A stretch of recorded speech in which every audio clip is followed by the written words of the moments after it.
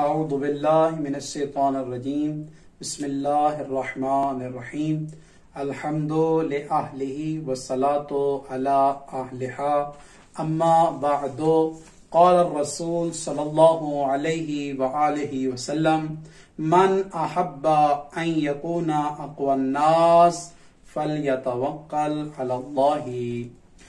پیغمبر اعظم ارشاد فرماتے ہیں کہ جو انسان یہ آرزو رکھتا ہے کہ وہ سب سے زیادہ طاقتور انسان بن جائے تو فرمایا اس انسان کو چاہیے کہ فتوکل علی اللہ، کہ وہ اللہ پر توکل کرنا شروع کر دے۔